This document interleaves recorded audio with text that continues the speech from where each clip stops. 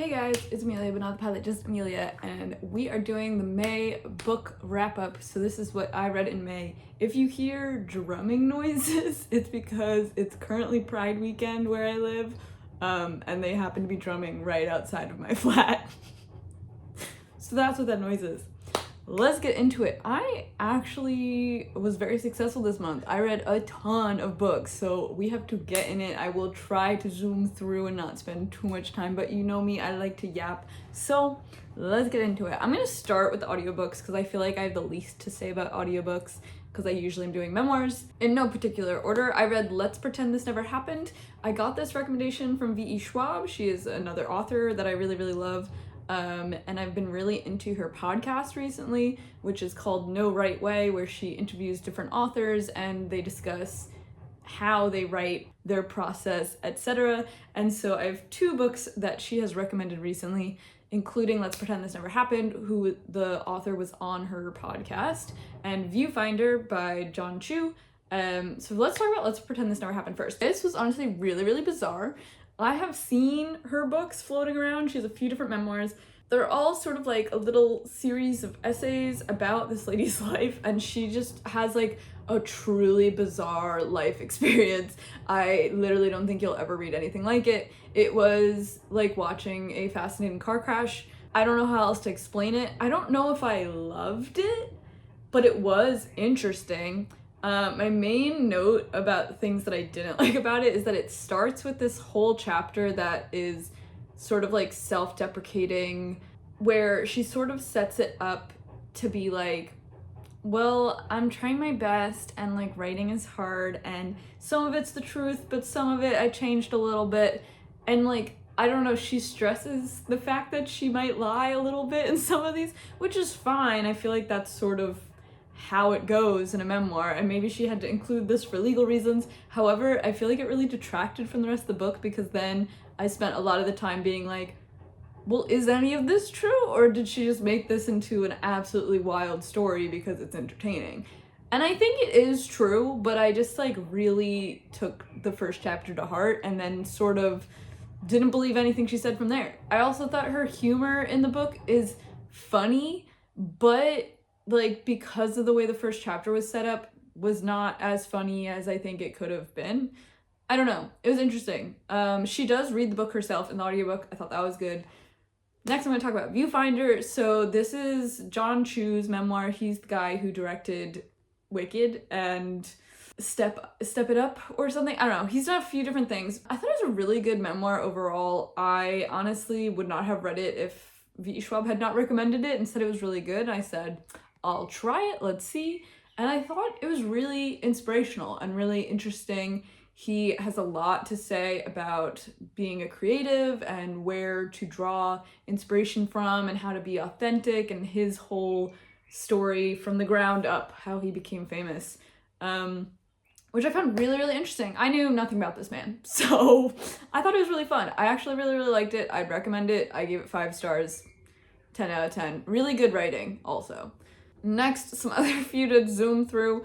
I finished Son of Neptune. That's one of the Percy Jackson books. I've been rereading them slowly with a podcast. There's this man who's doing a podcast series where he reads books that he never read as a child that are really popular and seeing if they're like worth the hype.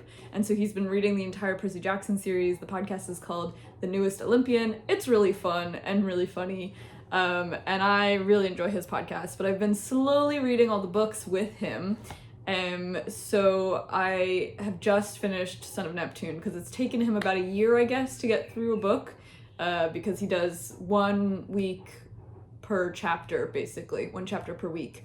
It's fun. I haven't read any of these later Percy Jackson books more than once because I was reading them as they were coming out. That was back in the day. I remember when these came out. I remember getting them and then bringing them to school with me. I think I was in like middle school when this one came out, and I would bring it to all of my classes, this chonky book, and I would probably read during class because that was my vibe. So sorry, teachers. But I remember devouring them. I remember loving them, but I don't fully remember what happens in each book, and I have not reread them since. So this has been quite exciting. So I didn't love this book. I will say this is like one of my least favorite Percy Jackson books.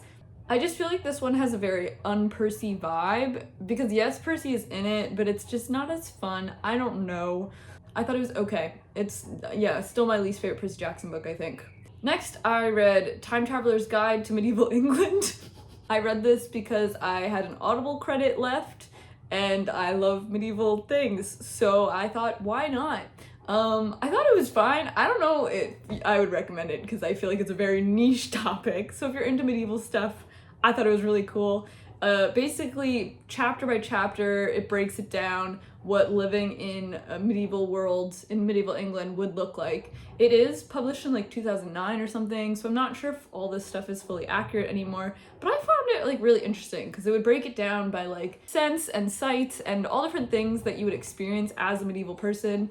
It broke it down into different job opportunities, what life would have been like on a daily basis. You would have woken up at this time, gone and done this job, or if you were rich, you would do this type of vibe. It talked about what type of food would be available. It talked about what type of cities were like and how you would get from place to place. I found it fascinating. I had a good old time.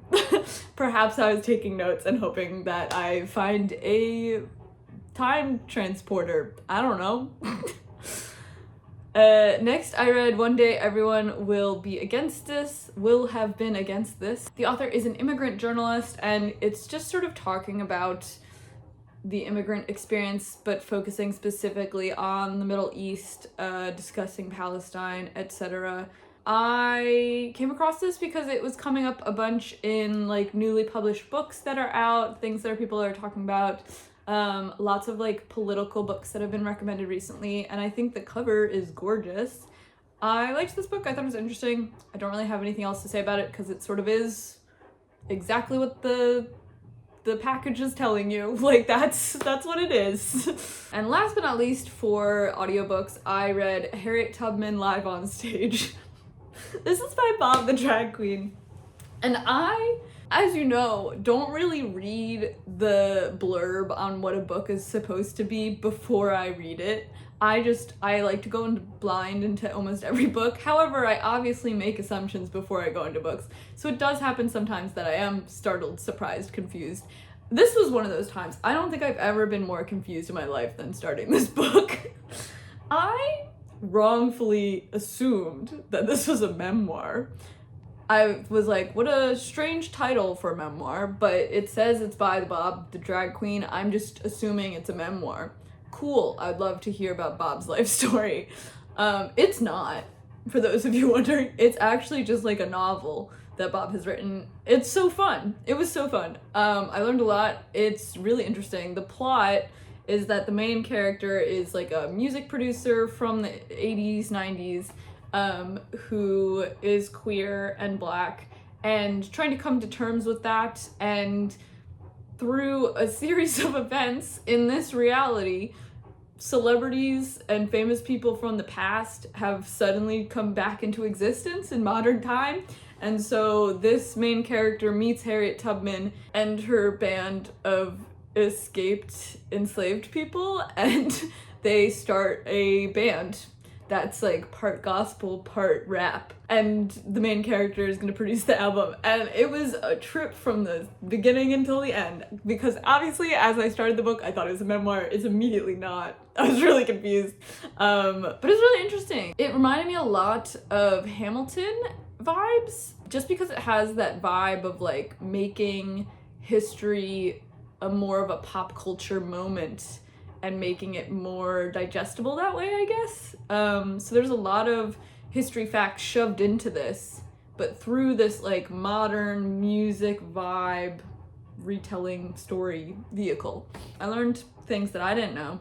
And it is sort of sad that we don't learn that much about Harriet Tubman in school, or at least I didn't. I don't remember us ever focusing on it in school. I feel like we mentioned her, maybe did a small unit on the Underground Railroad, and that was it. It's sort of sad, but yeah, I really enjoyed this book. It's a really short, I think it's like 3-hour audiobook, so it's super fast, but I had a great time. I was very delightfully surprised. All right, now I have a ton of books to get into, so the real question is which one to start with. So these are all the books that I physically read. I'm gonna start with Secret Garden because that was at the very beginning of the month. I had never read Secret Garden as a kid. I have always been told I would really like it, but me being a stubborn girl, I don't like being told what I would like to read. So basically it's taken me like 20 years to finally pick up this book. It does have spring vibes, which is why I wanted to read it in the spring. This is another one of my problems, is that I have to read books in like the vibe they are, the season vibe. So I've been waiting for spring to come around so I could read this. It really wasn't what I was expecting. As previously mentioned, I don't read blurbs and I have vibe thoughts in my head, and then I pick up a book and I'm like, oh, I thought Secret Garden was gonna be very Narnia vibes, where they like go through the garden and there's some sort of magical thing going on. It's not. There's no magic in it at all. It's literally just like a young girl goes to the middle of nowhere in the UK, and like there's like sort of, it's honestly like sort of a gothic sort of spooky mystery, I guess, but not too scary because it is a kid's book. I thought it was interesting. I didn't really love any of the characters because they all are sort of annoying. The two main characters are like rich little kids and they're really annoying and mean and horrible. And it's like sort of commentated on, but not enough for my taste. So I didn't love it, but it was fine. I did think it was funny that there's like a maid in the book and she talks in like a Yorkshire accent, but it's all spelt out in Yorkshire, and that was fun. Like the accent is spelt out how you would say it. So I was struggling with that and having a good old time. I haven't seen the movie yet, but I do plan on watching it, so we'll get back to that. Next, I read Echo in the Bone. I have been reading this Outlander book for ages. I feel like I'm always reading Outlander, and I don't even like them. At this point, it's sort of just masochistic. Like, I don't know why I'm doing it still, to be quite honest with you. Besides the fact that I have the primal need to finish books. I need to finish the whole series, because I'm like, what if it gets really good at the end? And you know what? This one was pretty good. I would say this is one of my favorite books out of the whole Outlander series, which is honestly a big surprise for me. What happened in this book? Let me look it up, because I honestly already forgot. So I don't want to spoil anything, because obviously if you're at the beginning of the Outlander books or the TV show and whatnot, I don't want to get too crazy with it. But I'll basically say this is the book that doesn't match up with the TV show so far is what I've learned, but this is the book where the Revolutionary War is like happening-ish, but it's also sort of wrapped up at this point. So all of the drama that's happening is more like familial drama, but there's a lot of stuff going on with like Roger and Bree. I don't want to spoil what's going on with them, but there's a lot of stuff going on with them. There's a lot of stuff going on with Fergus, and we have this like weird little mystery plot going on with John Grey and a man named Percy Beauchamp. But the end of this book was absolutely nuts. There's like 4 or 5 things that they just sort of drop on you at the end of this. One with Claire, Jamie, and Lord John Grey, if you know, you know. One with Jem, and it was just all around like a wild time. And one with Archbug, Willie, and Ian. I feel like the drums are getting louder. I don't know if you can hear them yet. But yeah, I feel like as everything came to a big, like, insane climax at the end. What the hell is going on? But basically, there was just constant action in this book, which is what I think the other books were missing. Like, this is why this one was pretty good, is because there was constantly stuff happening and the plot was progressing, so it wasn't boring to read. Oh my god, it's so loud. The drums are getting louder and they moved to a different location. I don't know what to do. Alright, next I read my first ever Terry Pratchett book. I have been told I would love Terry Pratchett. I do know most of his books are like children's books. The only one I've technically read is Good Omens, which is Terry Pratchett and Neil Gaiman together. I'm so confused how 2 authors write a book together. I don't really understand how the process works, and maybe we'll never know. And I'm sure it's different for every author. However, I really liked this book. I read Mort I think the drum stopped now, so that's good, because I was going nuts. I read Mort, which is the 4th book out of the Discworld series, but the 1st book of the Death series or something. It seems like, to my knowledge, because I'm not a Terry Pratchett expert, all of his books are in the same universe, but there's like different little mini-series throughout, sort of. So this one is called Mort. The main character's name is Mort, and it's just really funny. Terry Pratchett's writing style is hilarious. It is a kid's book, so it's super fast to zoom through and really fun and easy. The main character, Mort, is a teenager, and he seems like very aimless in life. His parents are worried, what are they gonna do with him? What's he gonna do with his life? And so they decide, okay, we'll bring him to the apprentice market, aka a job fair. And so they bring him there, and basically it's him and a bunch of other like teens and stuff who are all sort of getting like sold off into apprenticeship, but no one takes Mort. And so he's standing there until midnight with his dad. No one wants him. And finally at midnight, a man in a dark cloak rides up on a dark horse, and it's Death, and Death offers him an apprenticeship, and he's like, yeah, okay, and the dad is asking all these dad job questions, which were so funny. So he's like, so does this job have a high employability rate? Like, do you think he'll be able to get a job after he apprentices with you? And Death is like, it's a pretty stable position. So overall it was really fun. I thought it was cute.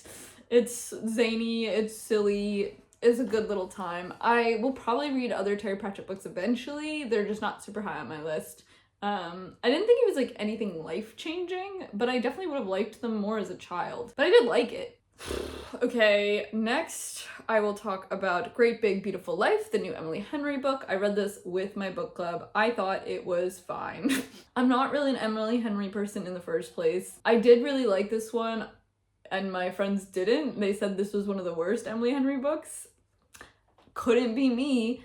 I don't love romances in the first place. Like, I like to read them, but like, they're not my favorite thing in the world. I think they're fine.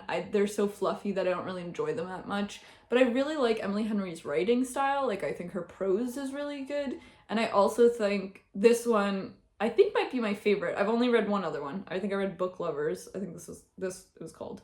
But this one, to me, is basically a 7 Husbands of Evelyn Hugo knockoff. Like, it's a copy-paste. It's the same book. However, now there's like an added romance plot. And so I think my friends didn't like this one as much because the romance isn't the main plot. The main plot of this book is a mystery about a woman who was famous and in the press back in the day in like the 60s or whatever. And so the setup is that our main character has tracked down this starlet, basically, and is going to do a tell-all expose novel about her life, telling like her side of the story compared to the press's side. But when she gets there, there's a man there who is a very famous journalist, and apparently he's also going for the role. So now they're competing, so they have 1 month to interview this starlet as many times as they can, try to connect with her to be offered the position by the end of the month. But obviously they fall in love, and I thought it was really cute, and I thought the mystery of this like starlet's life was really interesting. It really like kept me interested and involved. I do have this thing about Emily Henry books where I like them in retrospect, but I feel like I only like to read them when I'm stuck somewhere. Like, people are always like, oh, it's a great beach read. I don't agree fully. I think it's a good travel read. Specifically, it's like a good book to read when you're stuck on an airplane, stuck on a train, stuck in an airport, stuck at work type of thing. I was reading this on my breaks at work and I was having a great time. I was like, oh yes, delicious. And then I was like, I'll bring it home so I could read it tonight when I have more time. And I'd bring it home and I was like, it's not doing it for me. Like, I just don't care. So I was only reading it at work, basically. And I don't know why that happens for me. But that's how I find Emily Henry books for me are specific. I need to be stuck somewhere. And then I love them. But if I'm like trying to read it in my free time, I'm not having a good time. I don't know. Maybe it's a unique experience. Who knows? So there's that. I have 2 more really exciting things to talk about.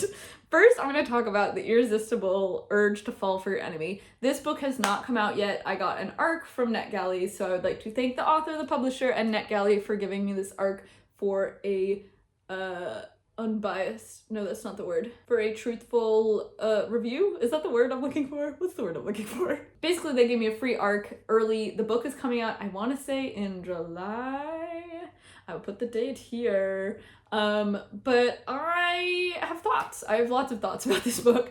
So this is one of the fanfics that have been published this year. If you remember earlier in the year, I was talking about there's 3 Hermione fanfics that are being published. So it was like Manacled, Draco Malfoy, and the Irresistible, no, that's not what it's called. Mortifying Ordeal of Being in Love with Your Enemy. Really long title.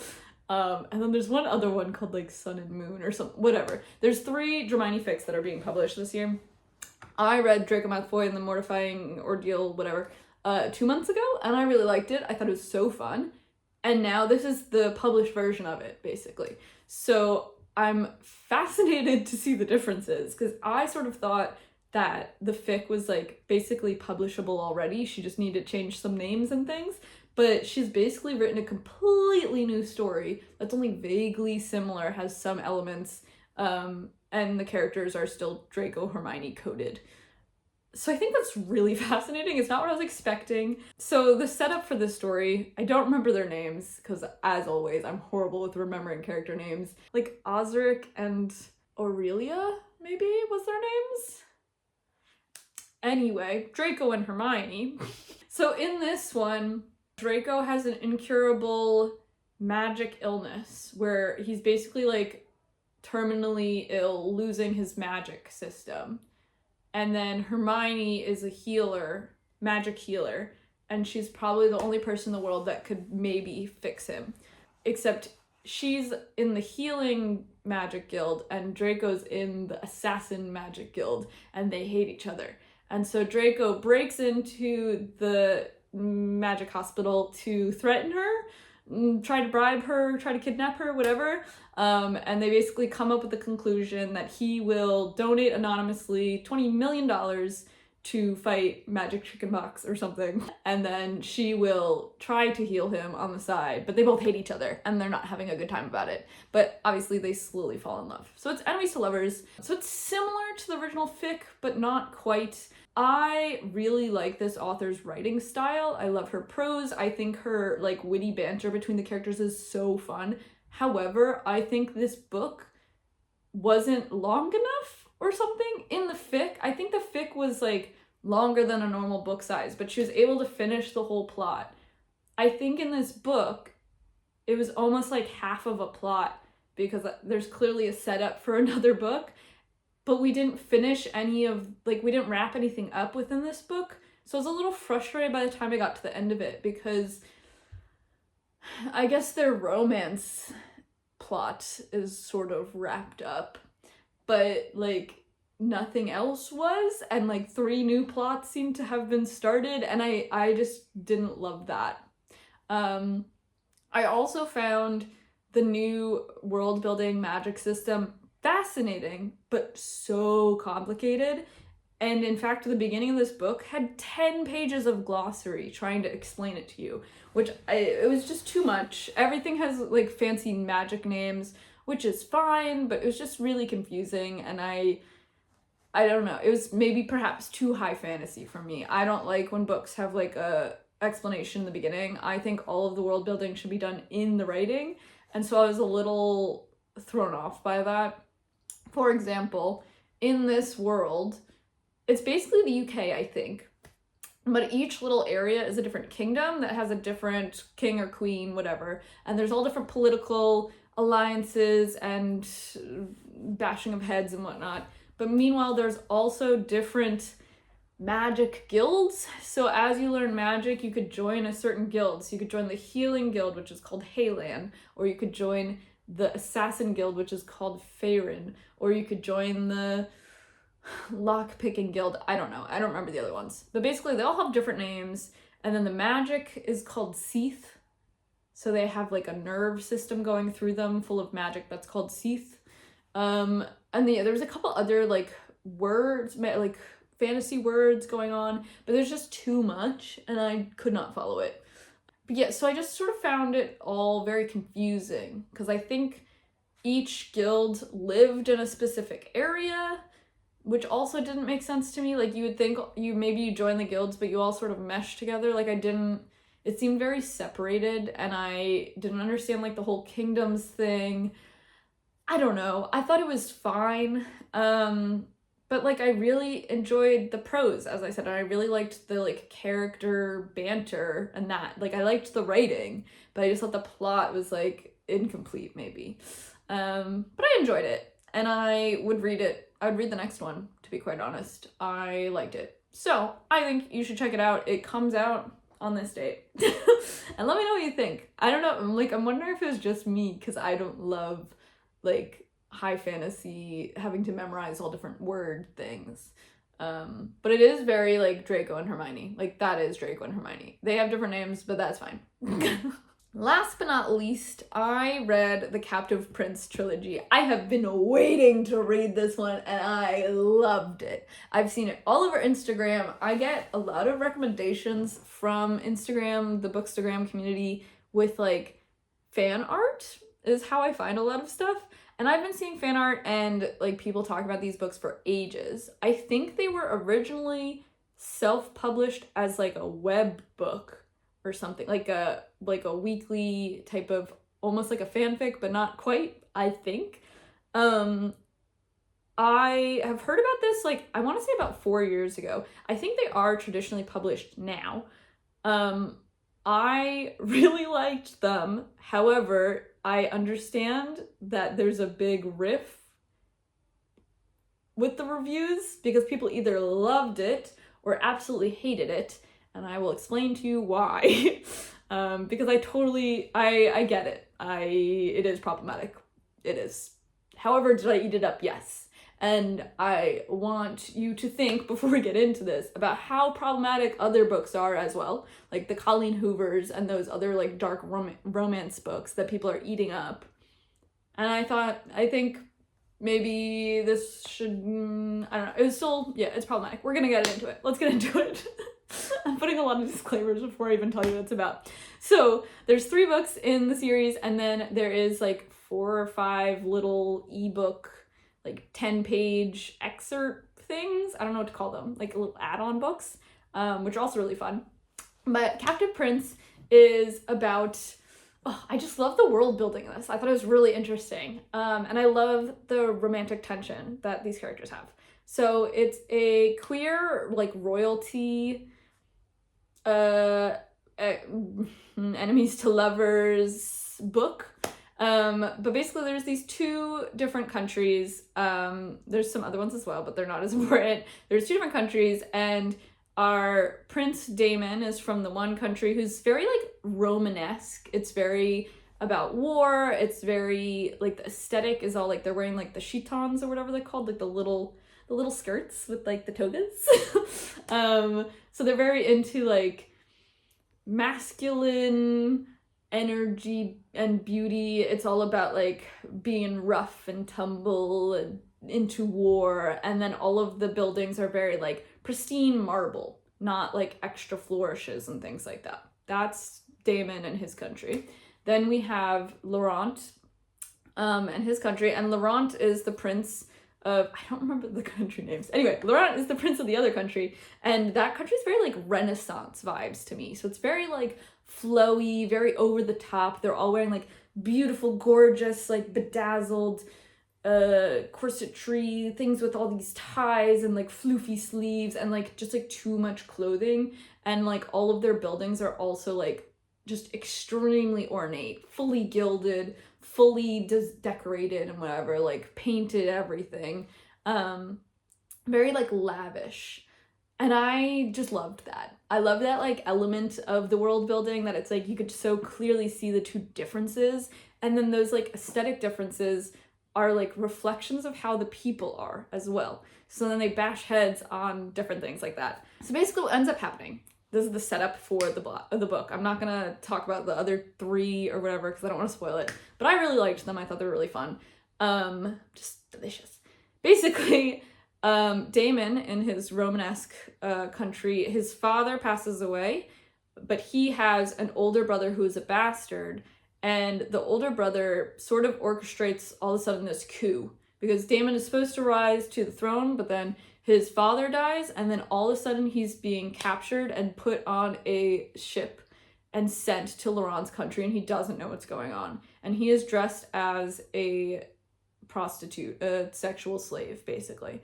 And so he's like, what the hell's going on? My brother, we were close, all of a sudden has just turned on me and has crowned himself, basically. Like, I'm screwed, and now I'm currently have no power and I'm on a ship to my enemy. That's the setup. Meanwhile, Laurent is the prince of his country, but he can't rule yet because he's too young. He's 19 or 20, I think, so he's not allowed to rule until he's 21 or something like that. And so he is the prince of his country, but currently his uncle is ruling as the regent because his father passed away and his older brother passed away because Damon killed him in the previous war. So they already are set up to hate each other.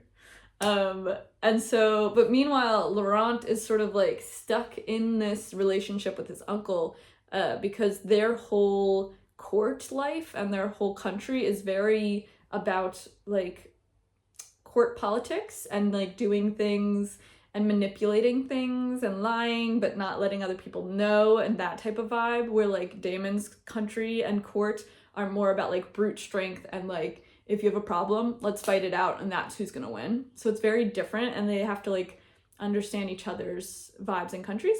But anyway, Damon gets gifted to Laurent as a prostitute, basically a sex worker, sex slave. And this is where the problematic part comes in, because he is being kept as a sex slave, and in Laurent's country, like, sexual slavery is sort of a big thing. It's very icky, and so there are a lot of moments that have sexual assault, and etc. So if that is a trigger for you, do not read this.